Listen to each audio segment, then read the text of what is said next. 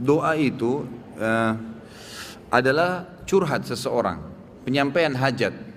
Kalau bahasa kita sekarang mungkin orang curhat dengan Allah Subhanahu wa taala. Ada kultum saya khusus kalimat curhatlah dengan Tuhanmu, itu ada di YouTube. Itu kalau antum dengar sekitar mungkin 10-12 menit. Saya banyak titik beratkan masalah itu. Jadi banyak bagaimana perasaan kita ikhwah dan akhwat sekalian pada saat kita sedang punya masalah. Kemudian kita sampaikan kepada seseorang, orang itu sangat bijaksana, dewasa, jawabannya enak, orangnya amanah. Lalu pada saat dia kasih kita jawaban, kita merasa dapat solusi. Kira-kira bagaimana perasaan antum? Senang dengan orang itu. Baik, setiap punya masalah kembali nggak ke orang yang sama? Kembali. Nah, orang mukmin tahu bahwasanya sebaik-baik tempat untuk curhat itu bukan manusia, Allah Azza wa Jalla. Para ulama salaf kita itu selalu kembali kepada Allah Subhanahu wa taala. Apa saja? Pernah saya sebutkan riwayat Bukhari menjelaskan bahwasanya para sahabat itu kalau sendal mereka putus, mereka mengangkat tangan ke langit mengatakan, "Ya Allah, sendal saya putus, gantikanlah." Pada saat mereka lapar, "Ya Allah, lapar, berikanlah makan." Memang Allah enggak lemparin sendal dari langit, Allah enggak bakal lemparin makanan dari langit, tapi jawaban doa datang dalam bentuk sinyal. Antum bilang, "Ya Allah, sembuhin saya." Allah enggak lemparin obat dari langit, tapi Allah nanti akan memberikan jalan keluar. Antum bisa konsultasi sama dokter, cocok konsultasinya, resepnya cocok, sembuh. Allah jadikan dokter dan obat itu perantara atau penyebab antum jadi sembuh, gitu kan? Ada orang yang antum ngobrol tiba-tiba diberikan solusi jalan keluar oleh Allah Subhanahu wa taala, maka kita dengan sendirinya bisa menghilangkan rasa lapar kita karena diajak makan oleh dia, dan begitu banyak jalan keluar dari Allah Subhanahu wa taala. Cuma memang yang harus diketahui ada beberapa syarat doa. Yang pertama ikhlas. Ya, ini wajib ikhlas dalam semua ibadah. Kalau orang tidak ikhlas hanya karena mau dipuji oleh orang, hanya karena rutinitas, sebuah kebetulan, itu kan saja teman-temannya berdoa dia juga ikut berdoa, maka beda dengan orang yang mengkhususkan doa ikhlas kepada Allah Subhanahu wa taala. Yang kedua, dia harus berdoa dengan Allah Subhanahu wa taala, ya, tidak meminta sesuatu yang haram. Sebagaimana sabda Nabi SAW, doa yang diikuti dengan sesuatu atau permintaan yang haram tidak akan dijawab oleh Allah. Yang ketiga, berdoa dengan Allah sementara dia yakin. Kata Nabi SAW dalam hadis Bukhari, berdoalah kalian dengan Tuhan kalian muqinuna bil ijabah. Harus yakin Allah akan berikan ijabah. Ya, karena Allah tidak akan menerima doa, innallaha la yaqbalu doa min qalbin ghafil. Allah tidak akan terima doa dari hati yang lalai. Jadi harus diikuti dengan keyakinan. Yang keempat, menjauhi sumber-sumber haram, baik itu makanan, minuman, pakaian. Sebagaimana hadis yang sudah masyhur, Nabi SAW bersabda, seseorang rambutnya kotor, bajunya kotor, berantakan, gak punya alas kaki, berdoa, "Ya Allah kasih," bagaimana Allah kasih makanan, minuman, pakaiannya haram, gitu kan? Kemudian yang kelima, tidak istijal dalam ijabah, tidak buru-buru. Kata Nabi SAW, "Yustajabu li ahadikum malam ya'jal." Pasti Allah kasih jawaban doa seseorang antara kalian selama dia tidak tergesa-gesa. Kata para sahabat, "Wa kaifa ya'jal ya Rasulullah?" Bagaimana cirinya orang yang tergesa-gesa? Kata Nabi SAW, "Yaqulu da'autu wa lam yustajabu li fatarakat doa." Dia bilang, saya sudah berdoa tapi Allah belum kasih, lalu dia tinggalkan doa. Sementara doa itu punya batas sesuai dengan kadar bobot doanya. Misal, antum hanya sekedar lagi jalan, keluar dari rumah menuju ke satu tempat, antum mengatakan, "Ya Allah, mudahkanlah." Doa yang ringan, memang kebetulan antum lagi jalan ke situ, Allah mudahkan, selesai, dijabah langsung pada saat itu kan. Ada doa yang bobotnya lebih berat. Istrinya misalnya dia baru nikah, dia belum tahu dia mandul atau istrinya mandul, lalu dia berdoa, "Ya Allah, berikan saya anak." Mungkin dalam kondisi istrinya mandul atau dia mandul, Allah Subhanahu wa taala meletakkan orang ini kalau mau dikasih anak berdoa setahun misalnya, sebulan misalnya. Ada orang baru 2 minggu berdoa berhenti, maka enggak, dia dapat pahala tapi enggak dapat targetnya. Padahal kalau dia sabar, dia doakan, tidak ada masalah. Nanti akan kita lebih banyak bahas itu di aulia. Di sini ada nanti bahasan khusus untuk wali-wali Allah dan wali-wali syaitan. Akan banyak contoh-contoh di mana para orang-orang soleh dulu berdoa kepada Allah SWT dan diijabah oleh Allah, gitu kan? Tadi Nabi Zakaria berdoa 70 tahun baru Allah kasih. Bobot doanya memang berat. Dia minta agar istrinya mandul punya anak, dan itu secara fitrah manusia sudah Allah ciptakan, nggak bisa. Tapi Allah SWT juga tetap berikan, asal dia sabarin. Dia tunggu sampai tanggal atau saat dia akan diijabah oleh Allah Subhanahu wa taala. Kalau bahasa saya pribadi ya dalam ceramah, sebenarnya orang berdoa itu seperti volume tape recorder biasa kalau kita, atau tape yang besar, tape deck yang biasa kita lagi mau besarin tuh kayak ada lampunya dari kecil sampai ke besar. Nah kalau kita sabarin terus sampai dia batas maksimal akan besar sekali itu gongnya, gitu kan? Akan besar sekali suaranya seperti itu. Ya, saya pernah ceritakan ada anak muda di Yaman, ya, yang menikah sementara dia buta. Masih ingat ya? Masih ingat gak nih? Hah? Kok kayak bengong? Anak muda di Yaman yang buta matanya hafal Quran menikah gara-gara doanya. Masih ingat gak? Atau belum saya ceritain? Wow, semangat ya kalau soal nikah.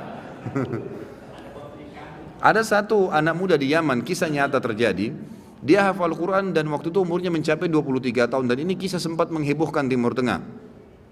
Ini tentang masalah dahsyatnya doa. Pada saat itu ikhwas sekalian dan akhwat, dia bilang sama orang tuanya, sama ayahnya, ayah saya kayaknya merasa ingin menikah. Ayahnya ini setiap kali dia minta nikah pasti dibatalkan. Kata ayahnya, siapa yang mau menikah dengan kamu nak? Kamu buta, kamu gak bisa melihat, kamu sendiri harus diurus oleh orang lain. Belum tentu ada perempuan yang mau sama kamu. Nantilah gitu. Selalu begitu. Dia bilang lagi, sama lagi dipatahkan sama orang tuanya. Sampai akhirnya satu waktu dia putus asa, dia bilang, ya Allah, dia berdoa, ya Allah tunjukkanlah kepada ayahku kalau aku ini layak menikah. Dan dia selama sebulan, perhatikan ya, ada kasus ini, dia berdoa sebulan, bukan berdoa sehari, 2 hari, 3 hari. Dia berdoa sebulan, yang dia minta sama Allah apa? Ya Allah kasih saya seorang istri yang cantik, kaya, pintar. Semua dia minta nih, tiga-tiganya, gitu kan. Pokoknya cantik, kaya, pintar, gitu kan. Dia berdoa sebulan, terus dia berdoa sebulan. Dan ini umumnya nanti akan saya datangkan kisah lain. Ingatkan saya sebentar ada kisah seorang dari salaful ummah juga dari tabi'in yang kaya raya, bangkrut jadi kaya gara-gara berdoa sebulan. Memang ada batas waktu seperti itu ya. Kadang-kadang kena tergantung bobot permintaan. Maka dia berdoa sebulan. Subhanallah, di malam yang ke-20, di malam yang ke-30 dari doanya, setiap malam dia berdoa di tahajud, artinya pas hari 29 dia berdoa. Karena memang Nabi SAW menekankan 1 bulan itu 29 hari, gitu kan? Makanya Hijriah kebanyakan 29 hari. Maka dia mimpi, ada suara yang dia dengar dalam mimpinya, wahai fulan, Allah telah ijabah doamu dan jodohmu adalah si fulana, disebut namanya, tapi dalam kisah ini tidak disebut namanya. Ya, si fulana yang tinggal di kampung sebelah, nama ayahnya fulan, gitu kan? Dia bangun, besok dia ketemu sama ayahnya, dia bilang, ayah, di kampung sebelah ini ada namanya kampung ini enggak? Ini di Yaman terjadi ya. Ayahnya bilang ada. Ada si anaknya yang buta ini, ada enggak seorang di sana laki-laki bernama fulan, namanya ayah perempuan ini? Ayahnya bilang ada, dan itu tokoh masyarakat di sana. Baik, ada enggak anaknya perempuan bernama fulana? Kata ayahnya ada. Kata si buta ini, lamarin buat saya. Kata ayahnya, ini kau sudah gila. Sedangkan minta orang yang biasa saja belum tentu diterima, apalagi minta anak pejabat kaya, dan itu terkenal cantik, terkenal kisahnya banyak nolak laki-laki. Orang antri di rumahnya ngelamar. Ya biasa orang punya kelebihan biasa begitu kan. Baik, intinya adalah dia bilang, ayah tapi saya mimpi. Dia ceritain mimpinya. Waktu dia ceritain mimpinya, ayahnya juga tersentuh. Tapi ayahnya bilang, baiklah kita ke sana, tapi ini mempertaruhkan nama keluarga. Bisa diterima bisa tidak, gitu kan. Pergi ke sana. Tiba di kampung sebelah, ringkas cerita, ngobrol lah, disambut oleh tuan rumahnya, lalu ngobrol-ngobrol secara umum, kami dari sini, terakhir menyampaikan hajatnya, ini anak saya, orangnya buta, tapi dia hafal Quran, orang yang soleh tinggal di rumah tapi tidak ada pekerjaan gitu, dan dia meminta terus terang kepada saya, agar melamar anak anda. Tahu apa yang terjadi ikhwah? Ayahnya perempuan, tanpa nanya banyak kepada anak laki-laki, mengatakan saya terima lamarannya. Ditanya sama ayahnya si laki-laki ini, sama si laki-laki juga, ayahnya terutama yang tanya, kok kenapa anda langsung menerima, belum tanya anak saya, belum tanya kegiatan sehari-harinya apa? Kata ayahnya ini, yang calon mertuanya, saya tadi malam mimpi mendengarkan suara bahwasanya besok akan datang seseorang bernama fulan dari kampung sebelah, buta matanya, hafal Quran, terima lamarannya. Mimpi nih, kan itu. Tapi sebulan berdoa, antum baru 2 minggu sudah kempes, makanya nggak dapat, gitu kan. Kemudian kata ayahnya, saya terima lamarannya, tapi saya belum bicara sama anak perempuan saya. Ini luar biasa kisahnya. Dia bilang, saya tanya dulu anak perempuan saya, kalau dia terima alhamdulillah, kalau enggak berarti tidak.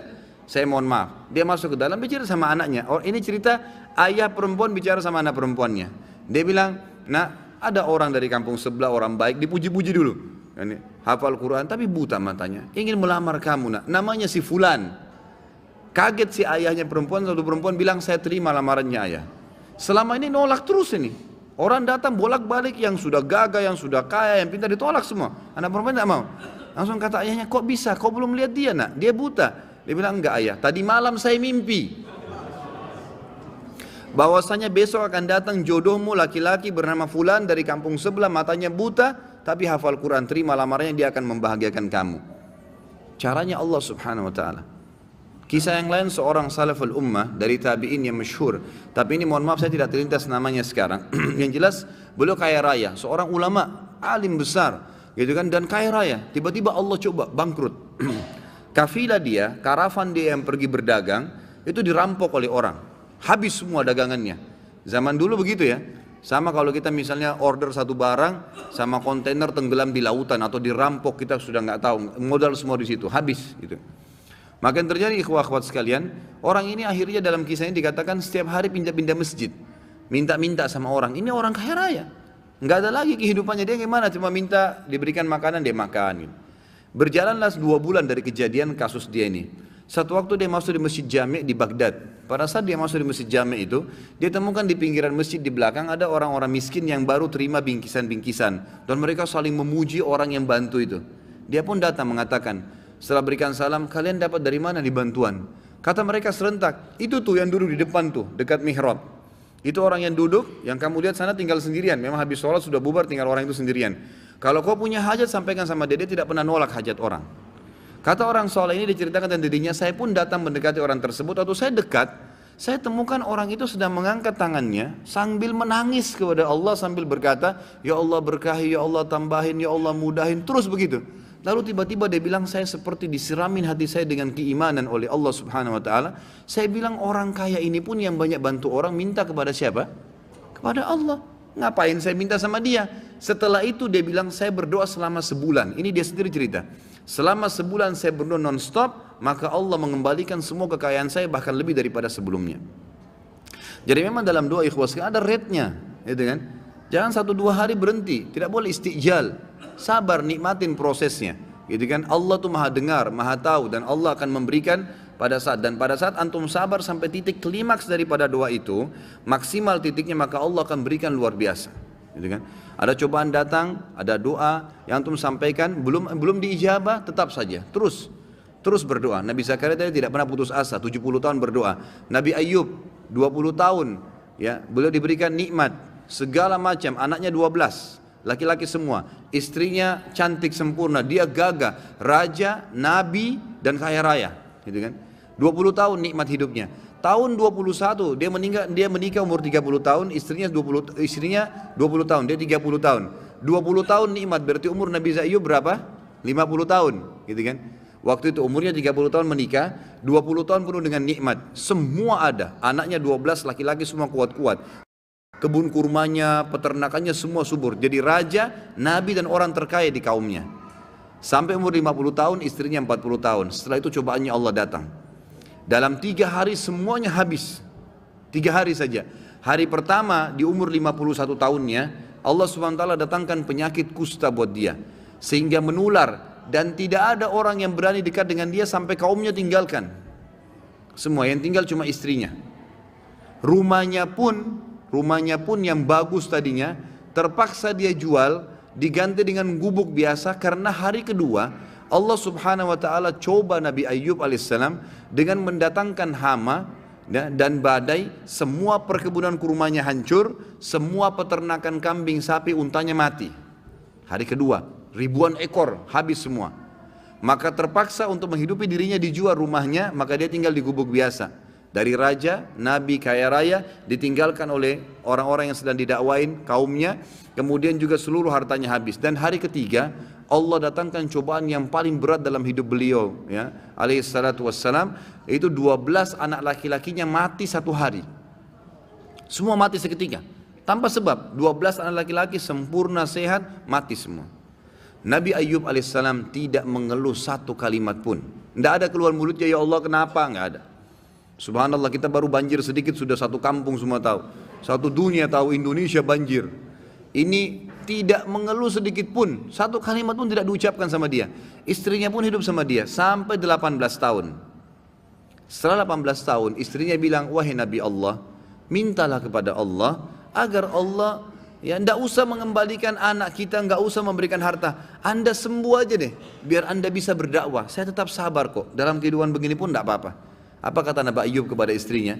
Berapa tahun dulu Allah coba kita? Kata istrinya berapa? 20 tahun. Berapa tahun sekarang, berapa tahun dulu kita nikmat? Kata istrinya 20 tahun. Berapa tahun sekarang Allah coba? 18 tahun. Kata Nabi Ayub, saya masih malu minta sama Allah. Tunggu, setelah 20 tahun cobaannya, seimbang dengan nikmat yang Allah kasih, barulah Nabi Ayub mengatakan, Rabbi anni massaniyad dur, ya Allah engkau telah timpakan penyakit padaku. Lalu apa permintaannya? Nabi Ayub bilang, ya Allah berimbang nih 20 tahun sama 20 tahun? Tidak. Nabi mengatakan wa anta arhamur rahimin, dan kau zat yang maha penyayang. Artinya mau kau sembuhin silahkan, nggak mau juga nggak apa-apa. Tapi kata ulama, karena Nabi Ayub di sini sabar sampai titik terakhir, klimaks ini yang saya katakan cobaannya, dan dia berdoa sampai sabar sampai titik terakhir, yang terjadi adalah Allah kembalikan semua. Fakashafna ma bihi min dur wa atainahu wa ahlahu wa mithlahum ma'ah. Ini jawabannya. Allah subhanahu wa ta'ala dalam 3 hari kemarin menghilangkan 20 tahun semua nikmat yang ada padanya. Kesehatannya hilang, hartanya hilang, gitu kan, kebun dan peternakannya, anaknya semua mati. Allah kembalikan setelah 20 tahun dia bersabar, sama berimbang, 3 hari juga. Hari pertama Allah angkat penyakitnya, langsung sembuh dari kusta, gitu kan, sembuh, dan badannya kata ulama lebih sehat daripada dulu waktu dia masih sebelum dikena penyakit, ya bahkan lebih muda 15 tahun. Kemudian hari kedua, karena kaumnya sudah tersebar beritanya Nabi Ayub sudah sembuh nih, gitu kan. Hari kedua, semua kaumnya bawa hadiah. Ada yang bawa unta, ada yang bawa kambing, ada yang bawa sapi, ada yang kasih pohon kurma. Pokoknya dihibain. Hibah dari kaumnya ini, hibah ya, pemberian saja, itu double dari apa yang dia milikin dulu. Allah kasih tanpa bekerja nih, dibalas langsung.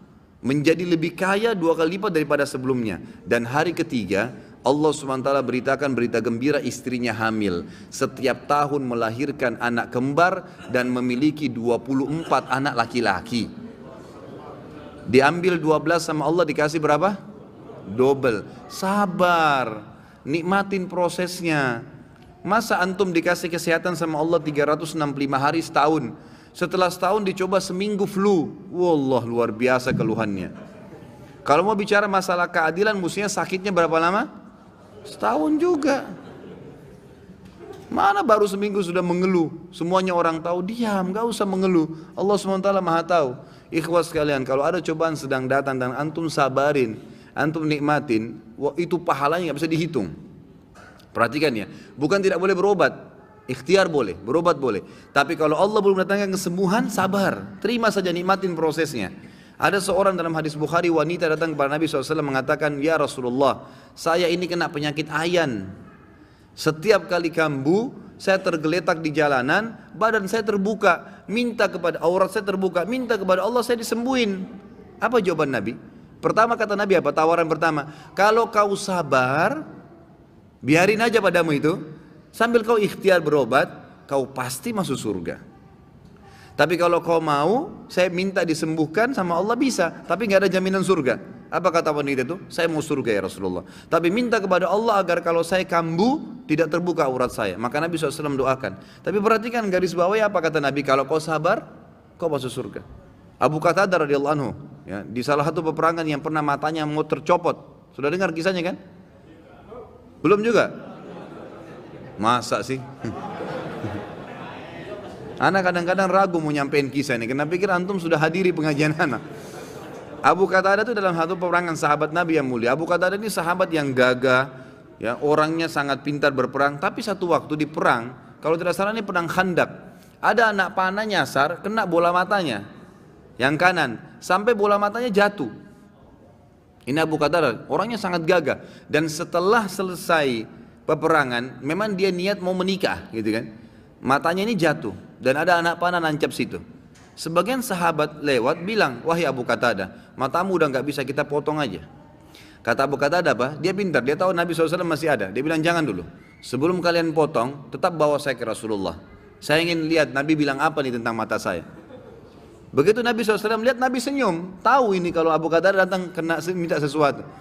Abu Qatadah langsung, Nabi SAW langsung mengatakan, wahai Abu Qatadah, kalau kau sabar dengan tanpa mata nih, dipotong, tanpa mata, pasti kau masuk surga. Cobaan ini akan membawa kau masuk surga. Ya karena matamu jatuh di jalan Allah nih, gitu kan. Tapi kalau kau mau minta saya sembuhkan, saya minta sembuhkan, tapi tanpa ada jaminan surga. Abu Qatadah diam sebentar, sejenak. Ini kalau saya tanpa mata masuk surga, tapi nggak ada matanya satu. Ini mau nikah setelah perang, gitu kan? Kemudian tapi kalau saya minta disembuhin sembuh, tapi nggak ada surga. Abu Qatadah tundukkan kepala lalu berkata, ya Rasulullah, doakan kepada Allah agar disembuhkan mata saya dan saya juga minta surga. Dan ini hadis Bukhari, hadis Sahih riwayat Bukhari. Ini menandakan memang apa? Nabi SAW memberikan kesempatan orang kalau datang cobaan, antum sabarin, nikmatin prosesnya. Kata Umar bin Khattab, orang yang bisa menerima sebuah cobaan yang datang kepadanya sebagai takdir Allah akan membuat hatinya pelong menerima cobaan tersebut. Lagi sakit kah, kehilangan harta kah, bangkrut kah, dia akan bisa melaluinya dan ada pahalanya. Dan pasti ma'al usri usra, pasti setelah kesulitan akan kemudahan. Tapi butuh tunggu tanggal mainnya, tunggu tanggalnya saja, gitu kan? Di sini kita harus tahu.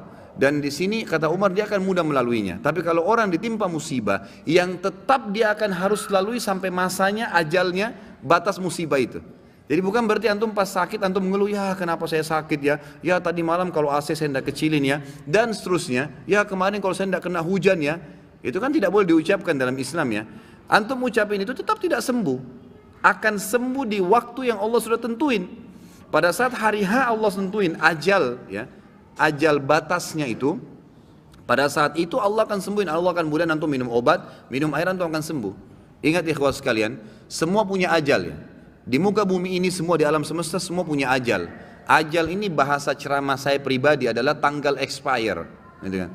Jadi bukan cuma kita yang punya tanggal expire, tapi semuanya. Ya, seorang sahabat pernah pembantunya pecahin piring, lalu dia marah dengan pembantunya. Nabi SAW dengar, Nabi panggil. Kata Nabi SAW, kenapa kau marah dengan pembantumu? Ketahuilah, piring yang dipecahkan oleh pembantumu punya ajal, batas yang Allah sudah tentuin, sebagaimana kamu punya ajal. Kalau bukan pecah di tangannya, akan pecah di tanganmu. Antum kalau lagi jalan ban motornya pecah, nggak usah marah-marah. Antum mau susun 1000 alasan pun penyebabnya, mungkin licin, mungkin hujan, mungkin paku, tetap sudah bocor. Udah ajalnya ban itu. Oh sudah ajalnya, tinggal perbaikin, tambal atau ganti, selesai. Orang mukmin begitu hidupnya, semua jadi simpel. Semua punya ajal dan batas. Jelas ya? Baik.